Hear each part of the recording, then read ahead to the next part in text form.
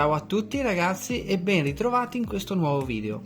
Oggi andiamo a vedere come sostituire la batteria della chiave di una Smart 450 e togliere anche lo spadino. Ma prima, se ancora non l'avete fatto, vi invito ad iscrivervi al canale attivando la campanellina, così potete rimanere sempre aggiornati su tutti i prossimi video che usciranno. Bene, ora possiamo iniziare. Procediamo. Bene ragazzi, come prima cosa prendiamo un cacciavite ed andiamo in questo modo ad aprirlo, andiamo a sforzarlo in questo modo. Apriamo il guscio e qui troviamo subito la batteria. Per toglierla con il cacciavite in questo modo la andremo a sfilare. Questa è una BR1225 3V. La andiamo a riposizionare in questo modo.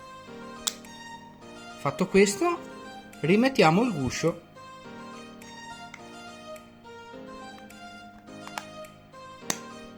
ed ecco che l'operazione è effettuata. Se si vuole togliere lo spadino, andremo a prendere una pinza e andremo a tirare.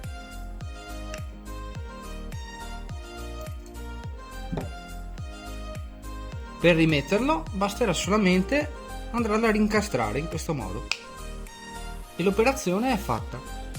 Bene ragazzi, se questo video vi è piaciuto vi invito ad iscrivervi al canale attivando la campanellina, così potete rimanere sempre aggiornati con tutti i prossimi video che usciranno. Per questo video è tutto, noi ci vediamo a presto con altri nuovi video. Ciao!